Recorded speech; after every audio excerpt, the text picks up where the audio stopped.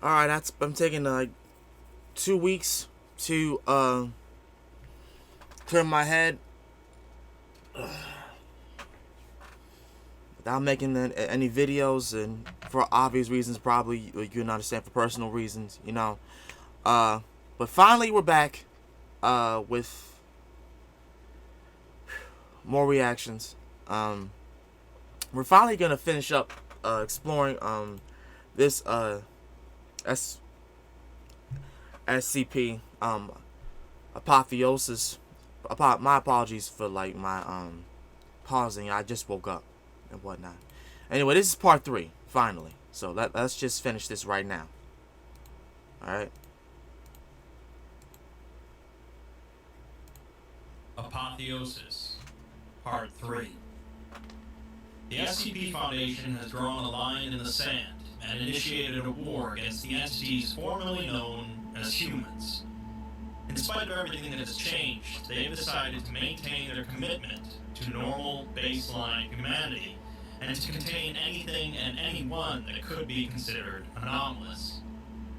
In the third and final part of the Apotheosis story, this war between the SCP Foundation and the anomalous humans affected by SCP-3396 will finally come to a climax. In the article SCP-3731, we're given a complete timeline of the war, as well as some fun glimpses of the type of weapons and tools that the Foundation used to combat millions of superpowered humans. And in the final tale, Thrive, we'll get to see the aftermath of the war, and although it won't provide every answer we might want, it will provide a conclusion. SCP-3731 is the designation for the sapient population of Earth, the entities formerly known as humans. I'll continue to refer to them as mutants throughout the story for simplicity's sake, but really these entities are far more common and normal than humans. The Foundation, despite their best efforts, failed to contain the spread of the 3396 infection. And by this point, every living human outside of the zone in the western United States has been converted. This orange zone, completely controlled by what's left of the Foundation, is their last bastion of normalcy amid a ruined world. This orange zone was formed as part of the Foundation's Alabaster Protocol, which involves shifting the Foundation's entire directive to handling this problem, obviously.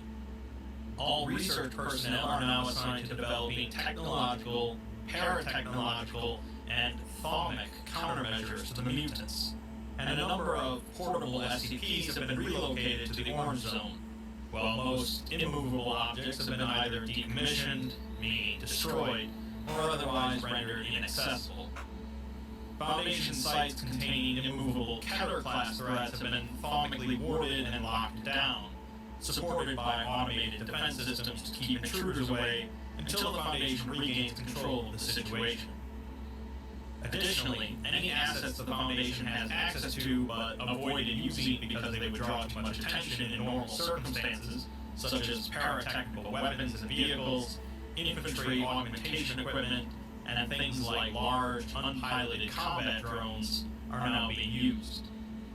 Finally, any rulings the Ethics Committee might make about treatment of the mutants is to be ignored. So, the gloves are off. Oh shit. The Foundation has observed that, collectively, the mutant population displays higher rates of physical aggression, anti-establishmentarian tendencies, and other antisocial behavior compared to normal human beings. This, of course, isn't due to mutations affecting people's brains directly, but rather what happens when you give a population of the world sudden superpowers and grotesque mutations. This has led to some communities forming amongst mutants, such as we saw with Monica in Old Vegas, but because of infighting and outside attacks, they have remained small. Additionally, some dangerous SCPs that have now broken containment, some of which have also been mutated, have caused a significant number of casualties amongst mutants. The Foundation's best guess is that the total number of living mutants currently is no more than 5% of the prior baseline human population. Damn. Which still leaves hundreds of millions of superhumans. What's worse, though, is that it seems that these mutations have continually increased over time, giving mutants increasingly greater capabilities and forms. Apparently, Earth was not meant to handle this level of anomalous activity, and it is becoming exponentially more unstable, with earthquakes, fire spouts, new mountains and sinkholes popping up, dead zones incompatible with life appearing, and various types of animals falling from the sky occurring. Based on their current info, if nothing changes, the Earth will be rendered uninhabitable by 2024. Obviously, the Foundation is going to try and change things. That leads to our first section of the timeline of events that led up to this point. Things kicked off in October of 2018 when Foundation researchers stumbled upon SCP-3396 and became mutated. 2 weeks later, the GOC and UIU became involved, and the three groups created a demilitarized neutral zone around 3396. Anomalous events began to be reported across the United States as the infection spreads, requiring the amnesticization of over 70,000 civilians. It only took 5 weeks after this point for the infection to be present on every inhabited continent, with an estimated 0.8% of the global population affected. A mutant at an outdoor concert in London allows the crowd to fly by imitating a flapping motion with their arms, forcing the Foundation to send in 2 MTFs to contain the situation. They found that all 314 people they contained had been infected during the event, and they had to amnesticize a total of around 9,000 civilians. Oh, Jesus. Things were getting out of hand, but so far the Foundation was still handling it. 3 weeks later, by the end of December, around 1.4% of the population was converted, and Foundation personnel trained in thaumaturgy are assigned to ward Foundation sites from infection. 3 mutants in Paris used their abilities to rob an armored truck, and easily dispatch the Foundation agents sent in to respond, forcing an MTF to come in and neutralize them. So it sounded like the mutants are kind of winning. Kind of winning this because like the orange zone that like he was saying that's the last line of defense that they're losing. So 18 Foundation members and 29 civilians also died in this incident. Shit. By the start of February, the veil had been broken, as 2.5% of the global population were now mutants, and the Foundation simply couldn't amnesticize enough people or even worry about keeping the veil intact at this point. Rioting breaks out across the globe, and the GOC authorizes lethal force against any and all mutants. The Foundation establishes a new headquarters in the evacuated city of Phoenix, Arizona, the center of the Orange Zone. Through this process, they moved nearly 1.5 million civilians and managed to contain around 30,000 mutants, creating a new containment area to hold them. Exponential growth really kicks in here, and within 2 months, over 11% of the global population is infected, and the majority of governments cease to function.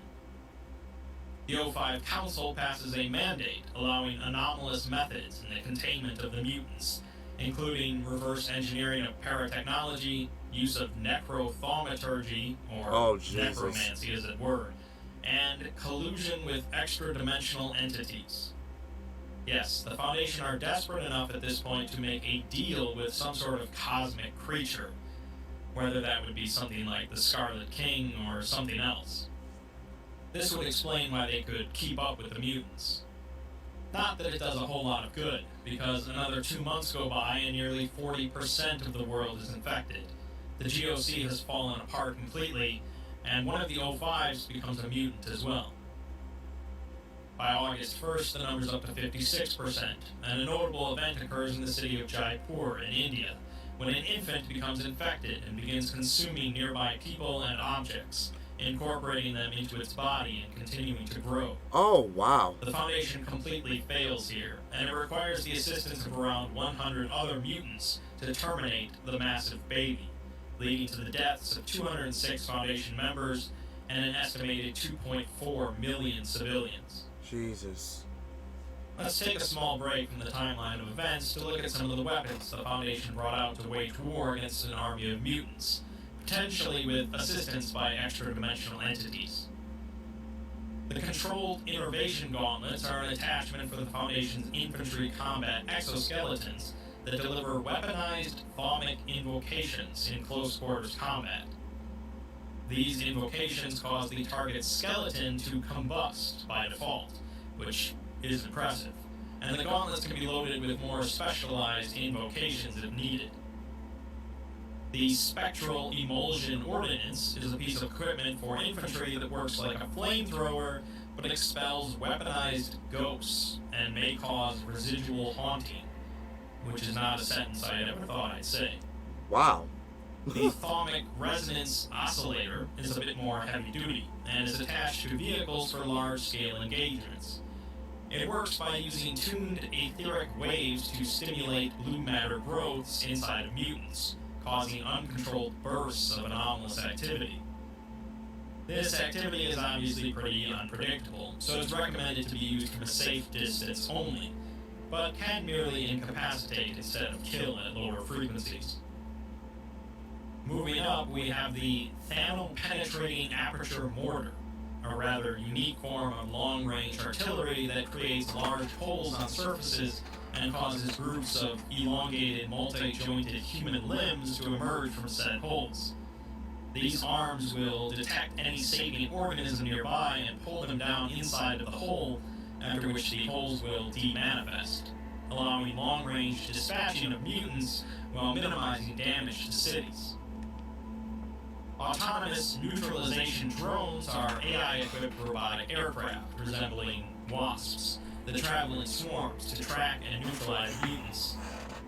They are programmed to tunnel into the bodies of mutants and disrupt internal matter formations, with around 2% of mutants surviving this process, who can then be taken in as Foundation personnel after recovery. Finally, we have the Geometric Destabilization Artillery, aircraft-mounted missiles that cause spatial distortions in an area that are incompatible with life, such as surfaces folding into themselves or objects occupying the same space at the same time. These weapons are recommended only for use against mutants that have transformed into large, non-human forms, as it renders the area of effect permanently uninhabitable due to redistributing the circulatory system of anyone that enters. So, with all this incredible weaponry, surely the Foundation stands a much better chance against the mutant hordes. Unfortunately, while they may have helped to slow the spread, they certainly didn't stop it. By the end of August of 2019, 10 months after this all started, 77% of the world's population has been converted, and the Foundation has moved all of their personnel and remaining resources to the Orange Zone. Didn't stop shit. The R&D team begins working on a new procedure to neutralize the mutations in an Didn't individual stop a and goddamn convert them thing. back to human. The process is dubbed Lilac, and involves a combination of magic, anomalous medical interventions, and radical surgery. A month later, the number is up to 89%, and the Foundation sets out to reclaim the city of Tucson, Arizona, from mutant control, utilizing their new weaponry. The Foundation succeeds, losing only 39 personnel in the process, killing off 842 mutants, and capturing over 12,000 of them.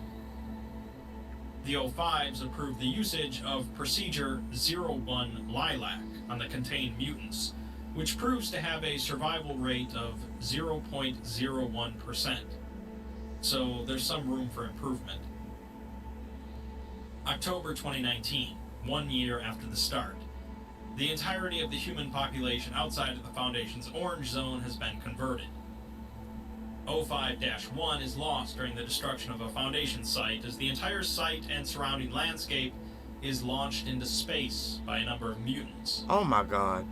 2 weeks later, the Foundation continues to expand their Orange Zone, reclaiming the city of El Paso in Texas, losing 124 Foundation personnel, killing off 599 mutants, and capturing nearly 17,000. The Lilac process has moved on to its 5th iteration, now with a 6.1% survival rate.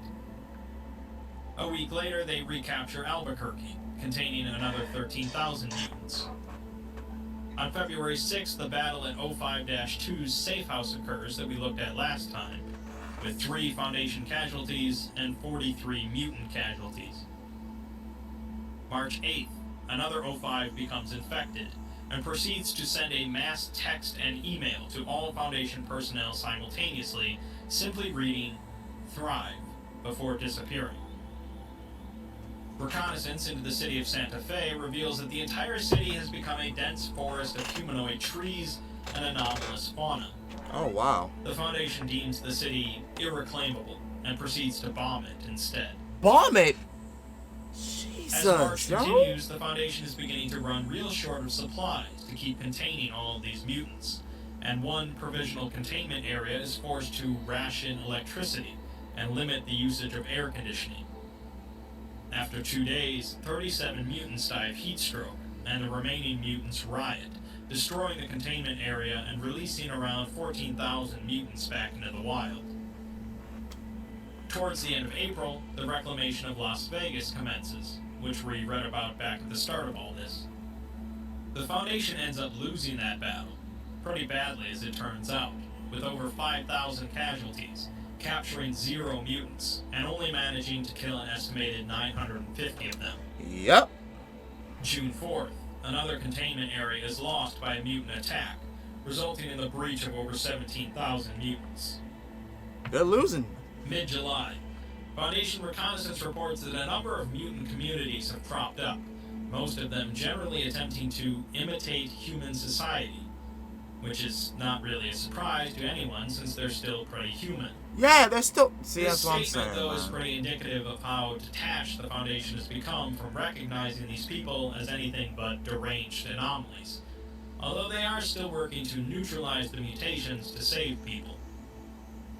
By this point, the accumulation of anomalous activity is starting to become noticeable on a geological scale, and strange weather events such as hails of biting skulls and sentient lightning storms are making travel and construction hazardous. By September, resources are getting even thinner, and food and water shortages at a containment area result in over 400 mutant deaths within a week. Damn. The director of the containment area makes the unauthorized decision to shut down the operation, releasing 11,000 mutants. In other words, the Foundation leaders would rather these mutants starve in containment than be released. Which makes no sense. Some time ticks by, and in January of 2021, a new MTF is formed consisting of mutants that remain loyal to the Foundation after conversion. The Foundation doesn't mind slaughtering these people, but they're not above using them as weapons either. Wow. The world outside of the Orange Zone is becoming increasingly dangerous to travel through, as the mutations have affected practically every plant and animal around. By March, we learn that the Foundation's work has done some good, and the world will still be hospitable to life in 2024, unlike their prior projection. But now that number has moved to 2027 instead. A year and a half goes by with little notable events, until it's revealed that a number of Foundation personnel have been secretly aiding and abetting the Serpent's Hand for at least the last 2 years. We heard from one of these individuals, Tilda Moose, last time when discussing the potential cost these powers would take from humanity. In July of the year 2023, the city of Tucson is overrun by mutants, and an MTF is killed in action after several mutants hijack some giant automated combat drones and reprogram them.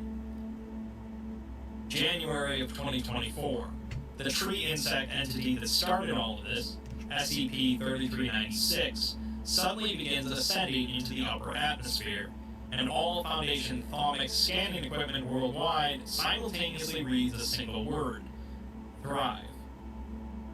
A sudden spike of anomalous activity across the globe accelerates the timeline of Earth's inhospitality back to April of 2024. 1 month later, in February, the 3 remaining O5 council members vote to authorize the use of the 99th iteration of Procedure Lilac, with 2 voting in favor and 1 opposed. Procedure 99 Lilac is very different than the first, and the plan is to use thermobaric stratosphere cluster-charged munitions and detonate them over each of the planet's remaining landmasses. This will lead to creating a destructive endothermic reaction on a planetary scale. So let me get this straight. Because I was just listening before I even said anything. Y'all are willing to nuke the entire planet, knowing this was your mess to begin with. This was y'all mess to begin with. Y'all were the one that wanted to mess with the damn shit. So you're telling me that you would rather nuke the whole planet rather than just coexist with the people who got infected and find a solution?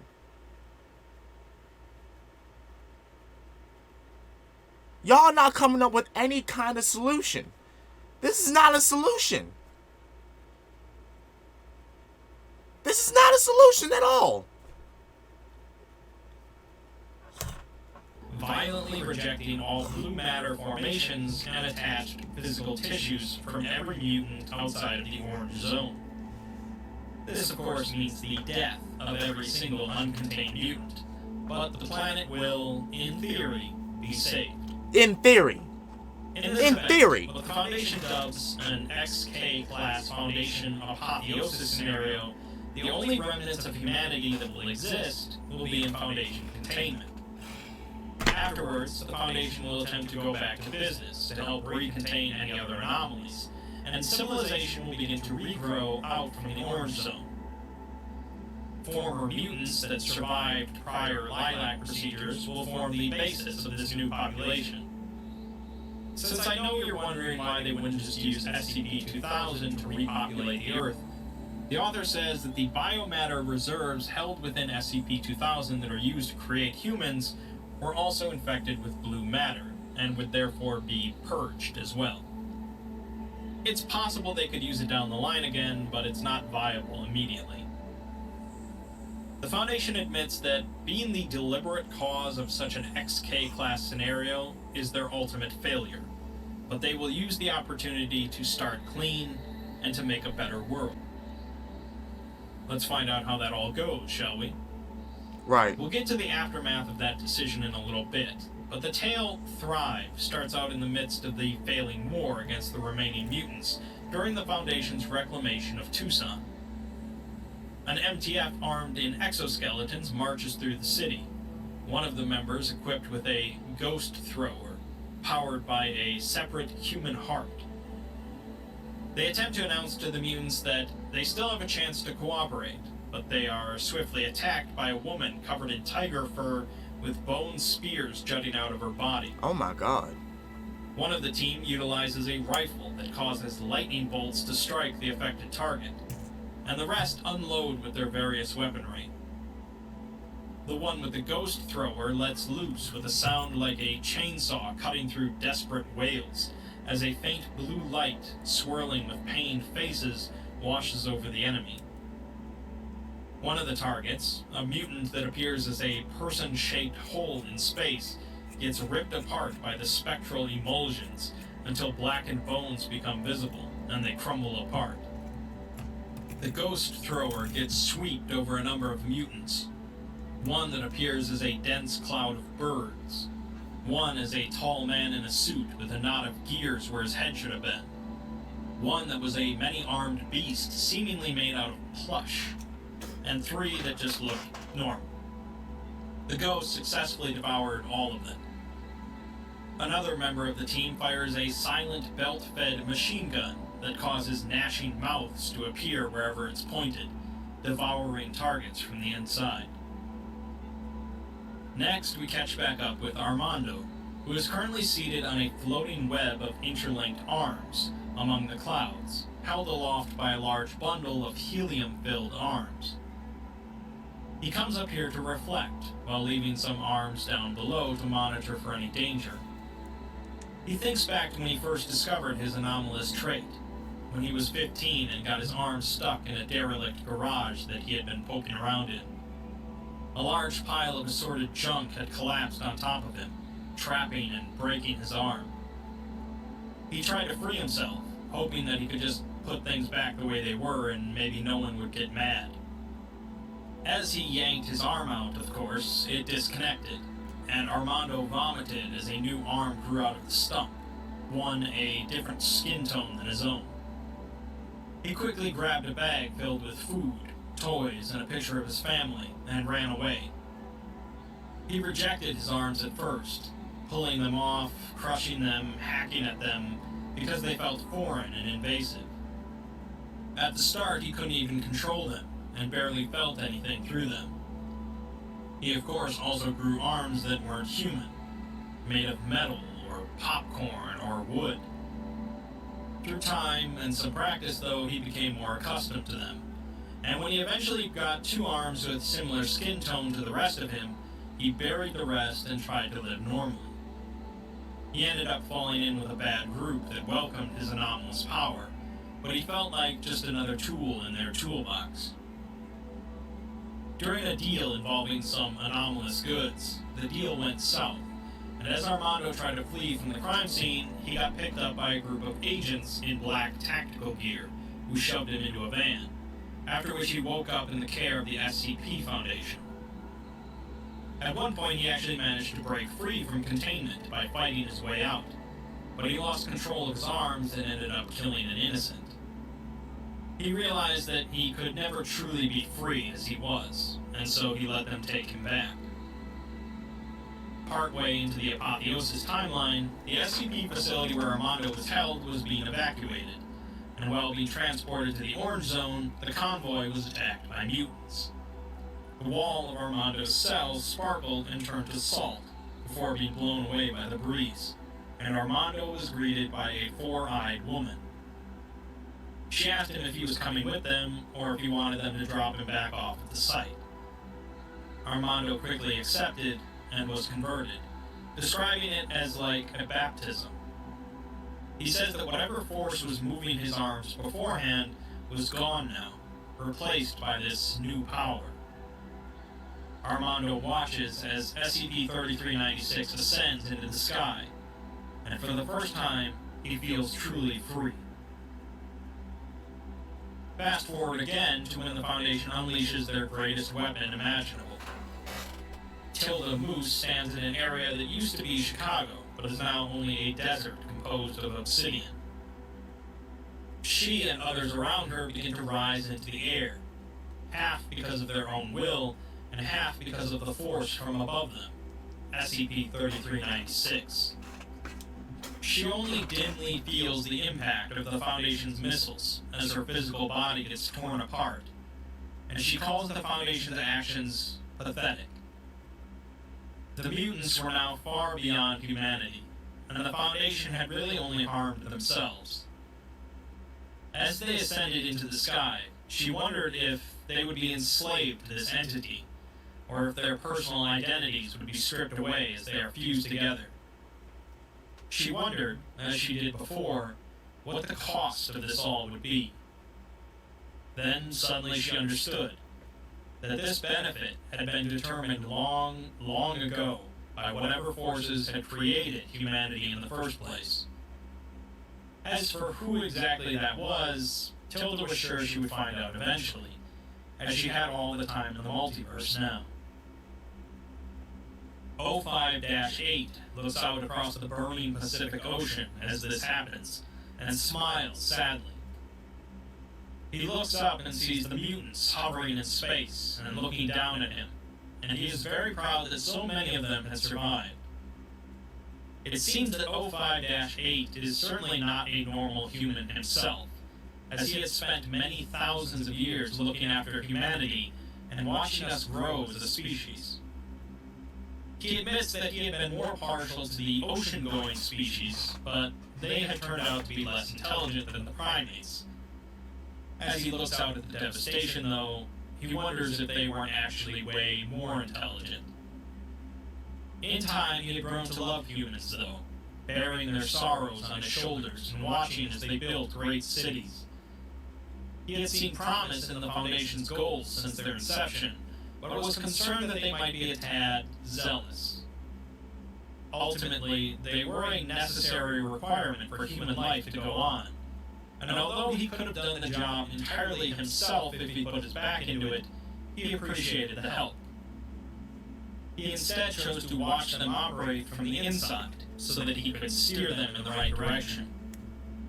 He realizes that he completely failed in that pursuit, but it doesn't matter anymore. For the first time, humanity was truly free, and he could finally unburden himself from the weight he's been carrying for so long. As he does, he hears the horrifying unified roar of thousands of cosmic abominations that suddenly became aware of Earth's existence. This entity had been keeping our planet hidden for millennia to protect us, but now that protection was removed because humanity had evolved. The horde of abominations began tearing through space towards Earth. Oh shit. Bent on consuming it as part of a long line of devoured planets. A woman appears next to the O5, asking him if this is how he wants to play it. The O5 considered her to be the single most violent, barbaric, and disgusting thing that he was aware of, and she was also his sister. Who these entities are doesn't really matter, as they are both supremely powerful, and it seems that one of them has been protecting us from the other. She's surprised at his sudden laxity, but he says that he has no reason to keep holding her back, because there are no more people for her to enslave and devour. He tells her that she's free to gnaw on the entire cosmos if she wishes, but he warns her that there are some rather disagreeable entities on the way here, and they'll kill them both. The woman wonders what the O5 will do now that there are no more humans to protect, jokingly asking him if he'll guard the rocks now. He says that he might actually do that, because he has no other purpose. His purpose in life has been defined by humanity, and he contains their sorrow, their pain, their endurance, and their memory. He stopped them from being animals, taught them, and protected them. He mentions that their elder brother has decided that humanity's time has finally come, and they don't need him anymore. Instead, he's going to do what he's always done, endure, and he will face the horde of abominations swiftly coming for the Earth. He summons a colossal anchor that twists nearby space with its sheer cosmic mass, and extinguishes every fire in a 100-mile radius as it suddenly appears. Wow. He hefts it onto his shoulder and asks his sister if she'll join him. The woman, containing the hunger, lust, ferocity, and rage of what had used to be humanity, smiles and says that just this once, she will. She disappears as an ocean of flesh explodes out from beneath the bedrock of North America, comprised of the rotting, shrieking corpses from thousands of years. The former Foundation overseer armors himself in plates of the purest stone, hewn from the agony and valor of Earth's most sacred and worthy dead. He gathers what remains of the planet's oceans and ascends into the sky as the eternal guardian of the soul of humanity. And together, the two waged their final war. Another overseer, O5-1, steps out from his bunker with a much different attitude, one of rage and grief at the Foundation's failure.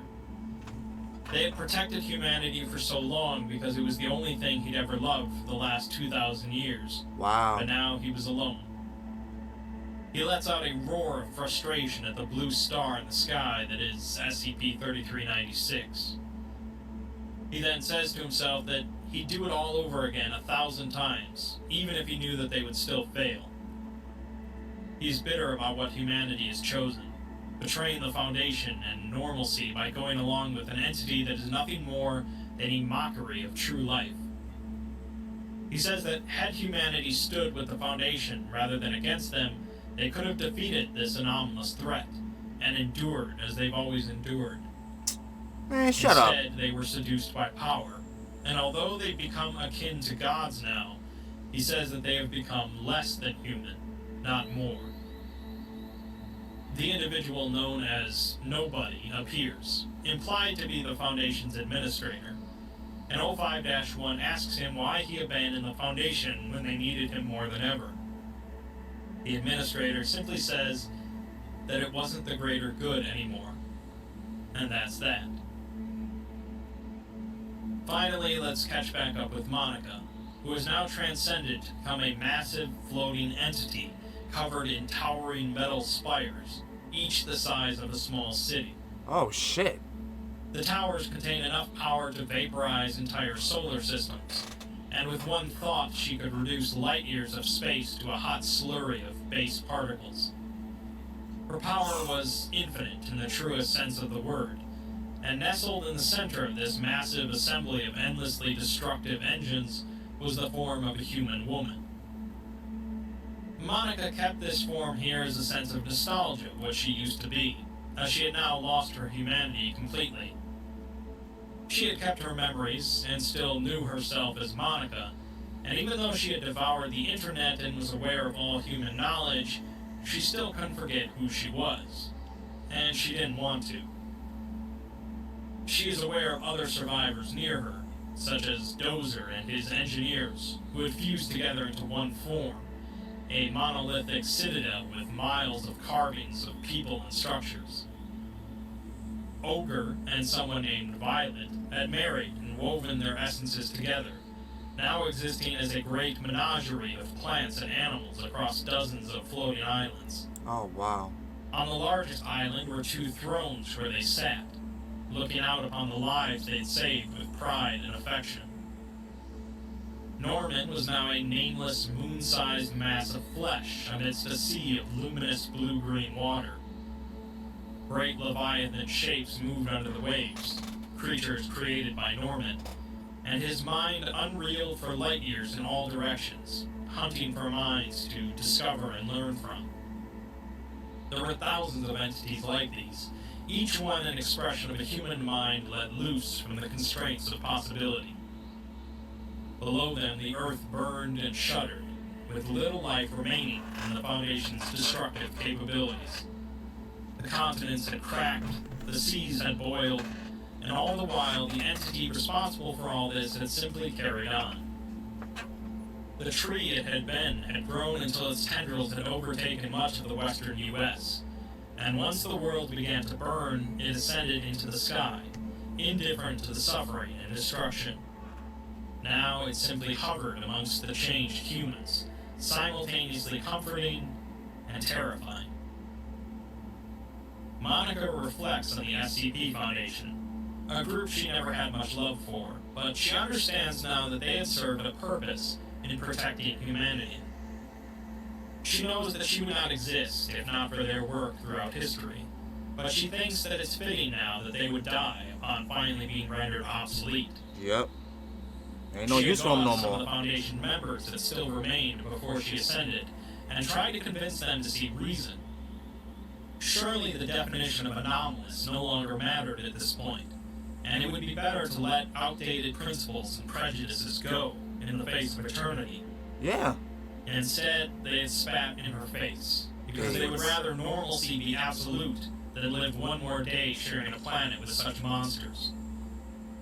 The changed humans no longer needed Earth, though, as the rest of the cosmos contained only potential, and they would go out there and thrive. Monica sheds one final tear for those that had fallen to ignorance and pride and pointless strife, a droplet of molten metal drifting through space. Then she signals to her people, and together they leave the Earth behind. Alone in its orbit, the entity responsible for all this watched and was pleased, because it had known the potential of humanity, and now it was realized. It also knew that this full potential would be needed to withstand what they would encounter in the cosmos. So that's it for Apotheosis, a tale in which the abnormal becomes the new normal, the Foundation burns the world to cinders in a rage against the betrayal of humanity, and a new collection of gods sets out to explore the universe. As usual, my summarizations tend to remove a lot of the poetic writing that makes stories like this enjoyable to read, leaving us largely with the facts. The Apotheosis canon is a very different take on the SCP universe, and while there can be many arguments about how exactly a scenario like this would play out, this is the story the authors wanted to tell. Right. This isn't the first of its kind to affect humanity on such a wide scale, nor is it the first where the SCP Foundation fails in their goals. But it is a unique blend of comic book style action, SCP oddities, and philosophical concepts. It's a rare instance where the Earth burning to cinders and the SCP Foundation completely failing isn't really a bad ending. And that's pretty interesting. Getting the quote? Yep. Alone in its orbit, the blue, the Empyrean parasite, the infallible creature's secret inner fire that had been first among all life saw. The results of its work were painted across eons, and this latest thread it had woven into the grand tapestry pleased it to no end. There had been such potential here, and now it was realized in full. It would need to be, to withstand what was to come. It laughed, a quiet sound that buckled the stars in their stride and twisted space itself in a paroxysm of primal joy, a victory well won. And it also left to see if the grand defenses of this reality were yet strong enough. Wow. So that entity knew what it was doing. And honestly, I'm not surprised by that ending. I knew the SPC Foundation was not going to just finally wake up and say, hey, we need to put all this shit behind. This is beyond us now. They won, we lost. Humanity is done. The normalcy of what we used to know is done. No, they want to keep, being ignorant and all that, and now they're up in the stars. This was a good story. I liked this story, because this further proves the point that we as humans, even though this is a fabricated story, okay, this is just a fictional story, but this further proves to the point that humanity just does not want, evolution. They don't want change. They want things to stay the same. We always want things to stay the same. And when we see something that's different, that's out of the norm, we reject it. We reject it. We show our prejudice. We just hate it for some damn reason. And that's what I think is holding a lot of us back. I truly believe that. But let me know what y'all think down below about this. I enjoyed it. I enjoyed all 3 parts about this. So yeah, let me know what y'all think down below about this. How you feel about humanity in general. The SCP Foundation actually losing this fight. And whatnot. And I will most definitely see y'all again next time. This is Ryo Sakurai. I love y'all, and I'm see y'all again. Peace.